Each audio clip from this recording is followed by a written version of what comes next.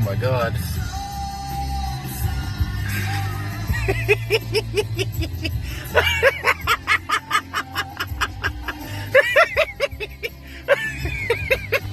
They're back.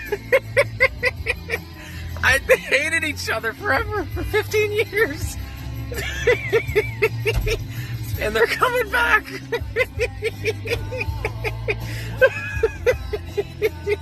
Okay. With the recent news, the recent shocking news, whether you're a fan or not, and I don't know why you wouldn't be if you're watching this. Anyway, Noel and Liam are back. Oasis are reuniting, just with Noel and Liam. The rest of the band, I don't think they're coming. Anyway, it's finally happened. After 15 years of hatred, 15 years of back and forth on Twitter and whatever, they're coming back. They're reuniting for next year, and I thought, I as an Oasis fan, as one of my favorite bands, as probably my favorite band, I have to do some kind of thing for it. And anyway, put my excitement somewhere. So we're gonna do "Morning Glory" today. This song has been played a lot. It's been one of the songs they've been, I guess, putting in compilations a lot since this news came out. So anyway, let's get into it. Talk about it after. And yeah, I've never done the song in this setting, obviously. So let's have some fun. My goodness gracious. I'm still shocked. I can't believe it's happening. Ridiculous.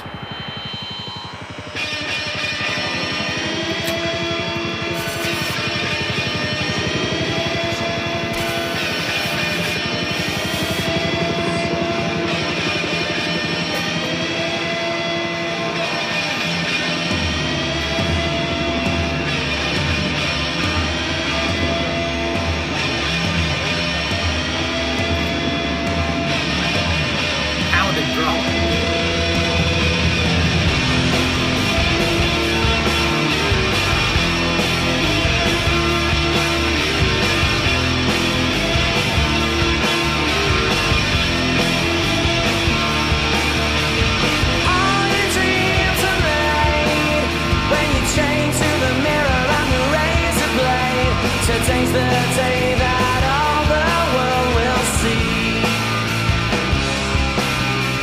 Another sunny afternoon, walking to the sound of my favorite tune. Tomorrow never knows what it doesn't know too soon. Need a little time to wake up. Need a little time to wake up, wake up. Need a little time to wake up.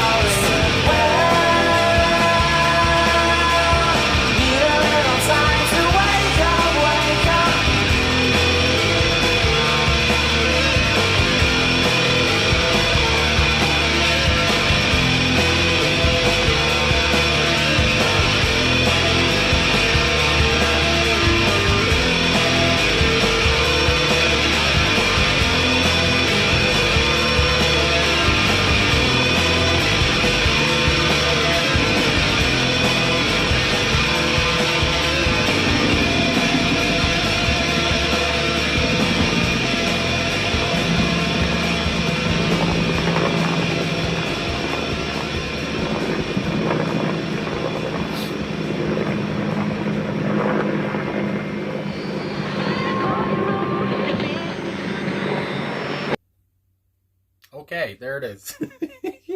So, Morning Glory by Oasis, like I said at the top. This was, oh my goodness, and I don't know where to start. I don't know what to say. Obviously, like I said, I know the song, of course. And this song again, when the news broke and they had the video go out on Twitter and on TikTok and their whole social media, I believe this song started everything off. Again, they used the song a lot for a lot of promotional things, and it's a simple rocker. It's oh my god, it's boisterous. It's loud. Yeah, the helicopter noise, I would say that's a helicopter. Everything about Oasis at this point, of course, from with their debut in '94 and then their second album, which this appears on in '95, they couldn't do any wrong at that point. They couldn't do no wrong, and it's just, I don't know, everything was so big, everything was such a rocker, everything was an anthem, everything was a tune, and it's just like, I don't know, it almost gets to a point where it's just like, is this going to be, sound bloated, or I don't know, whatever, but that didn't happen for a minute anyway, and everything Noel wrote, and he said, he has said as much, Noel isn't afraid to say when he's good, talking about how, at this point when he's writing these songs, and I saw an interview before this where he was talking about this song, and he said, at this point, he remembers writing it in a room somewhere, whatever, and apparently a girl was saying to him, "What's the story, Morning Glory?" And I do believe that's a saying. He didn't even know that it was a saying, but I've heard that it's a saying in Britain. I want to say in the UK. What's the story, Morning Glory, or Morning Glory at least is. Anyway, but he heard this from a woman that would say that to him, and that just stayed in his head. So he put it into a song, and like he was saying, at that point, he couldn't do no wrong. Songs were just coming out of him, and a big point in that, which goes along with the song, with these lyrics, is that cocaine. Obviously, there's references here to drugs, especially cocaine. And Noel Gallagher, before he even got into Oasis, when he was a roadie, again, this whole video is just going to be me, I guess, glazing Oasis. But anyway, when he was a roadie, he was even on, drugs then, whatever. Not even, before he got into Oasis, he was already kind of doing drugs. And apparently, at this point, the first 3 albums that Oasis did, he was on cocaine. And he said that, he didn't think of it as a bad thing. He just would take it and, he wouldn't let it take over his life or whatever, as he once said. But, yeah, and that really helped him write some of these songs. And that's obviously what we're talking about here, from the get-go, from the first couple lines. And in the way that, the beginning is just, dun, dun, dun, dun. It's just, oh my God, it's an anthem. Like I said, an anthemic sound. It's so big, it's so bold, and it's so unapologetic. And I don't know, it's just loud as hell, and it's just right in your face. And the riffs are just so amazing. Whatever. He's not on guitar. Noel's guitar, lead guitar here. Bonehead on rhythm guitar. Gwigsy on bass. They just create such a huge sound. I can't say it enough. And it's such a memorable riff, and I just love it all, obviously. And I love the pounding drums from Alan White off the get-go too. And then you go right into it, the way that Noel would, do that slide guitar, whatever, in a way. And yeah, Alan White, like I was saying, his pounding drums here can't go unnoticed. I also like the little talking whatever bits at the start of the song before Liam comes in. Anyway, but Alan, of course, Tony McCarroll was the band's first drummer, and apparently Noel said they had to kick him out because he couldn't keep up, something like that. Anyway, Alan White, I would say, is Oasis's best drummer. He's their longest tenured one that they had, and he shines in this song too. Again, they all create such magic together here. And Liam's voice, my God, he had, and at this point too, 95, whatever, he still, his voice was still very much intact. He still sounded so, he had that raspiness, but there was a clean kind of feeling to it as well. And it was just, I don't know, nobody sounded like Liam in 1995. Of course, I would say up until the point of like maybe 1998 or whatever, especially in the mid 2000s, where his voice was really bad. He wasn't taking care of it. Even today, I would say his voice has gotten a lot better. It feels like he has taken much more care of it. And of course, Liam, through his solo career, has gotten much better or whatever. And anyway, but just to say, at this point, his voice was just so clean. It was just so, it had such a, I don't know what it is, so exuberant. He's overreacts, whatever. He's exaggerates his words, and it's just the sunshine, that kind of a shit comes to mind. And here again, nobody sings like him. his dialect is so different, and and I just love it.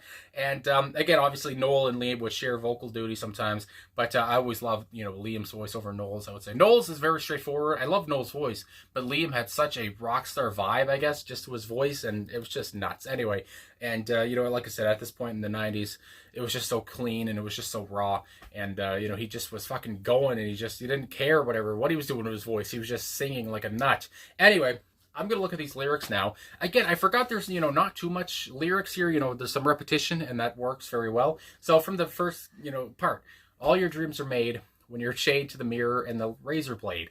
Again, as that's put here, on songfacts.com and all this stuff I'm looking at, obviously, a reference to drugs, a reference to cocaine, the way it's taken. I don't know anything about that stuff, but of course, I don't know if Noel's talking about himself or if he's just talking about somebody who's on drugs here and needs some time to wake up in a way. But obviously, this is, Noel was in that situation as well, with the mirror, the chain to the mirror and the razor blade. Anyway, today's the day that all the world will see. Apparently, I saw that's just kind of a saying, that people say, today's the day the world will see, of course. I don't know, you're having that hopeful kind of feeling, I guess.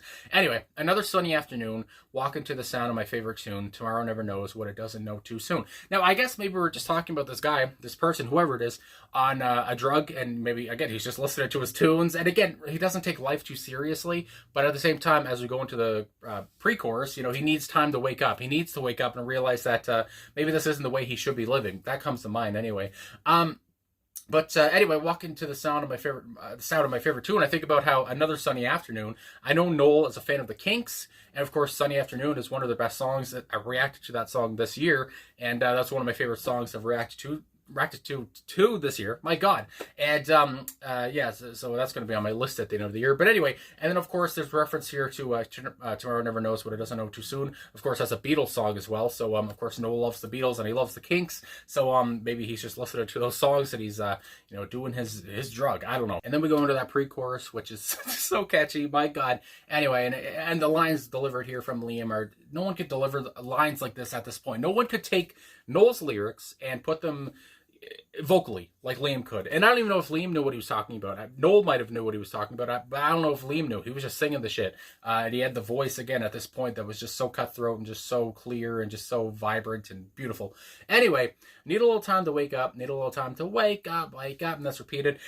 And I just think about, Noel or Liam laying in bed, and maybe not the same bed, but just talking about, give me 5 more minutes. I need a little time to wake up. Again, I just think about, the morning time here. We're talking about what's the story of Morning Glory, and almost saying, going into that chorus, what's the story of Morning Glory? Well, with the question mark, apart from it being, that being an inspiration from a woman that Noel knew, I guess, almost saying, what do you want out of life? Do you want to continue on doing these drugs, whatever? And of course, at this time, if we're really just talking about this coming from an autobiographical standpoint from Noel or whatever, it's just like, obviously you're making money, you're in a big band, and one of the biggest bands in the world at one point, I would say, and do you want to continue on? That's all well and good, but do you want to keep doing these drugs? Do you want to keep waking up like this, doing maybe, some people wake up with to a cup of coffee, maybe they do yoga, exercise, do a walk, whatever the hell. But it seemed like the Gallagher brothers, and especially Noel at this point, woke up to a line of coke. I mean, my God. And then they would listen to their favorite tunes. And it's just like, that's quite the rocker lifestyle, obviously. And it's just like, do we want to change that up? That's what comes to my mind anyway. But anyway, I need a little time to wake up, of course. And again, that just seems like kind of an excuse or whatever, of saying, I just need more time to wake up. I just gotta, I got to do what I got to do for right now, though. Anyway, then we have the verse again. It's the same thing. We have verse, pre-chorus, chorus, and then verse, pre-chorus, chorus. It's just like, why continue on adding anything else? It almost reminds me of the song by the Undertones, Teenage Kicks, where apparently they were just like, well, what do we do now? And I forget, whatever, somebody mentioned, why don't we just do what we just did twice? And it worked out, obviously. I mean, sometimes you don't need any more than that. And obviously that became a likable and, lovable song, whatever. And this one too, well-liked. And it's a banger. It's just so loud, like I said, and it's just so huge. And I don't know, there's just obviously such a huge sound to it. I can't say it, any more than that. I can't say any more than that. And anyway, let me just look here. I know everyone already probably knows who's on the song here for the personnel, but just to say, Liam, of course, on vocals and tambourine.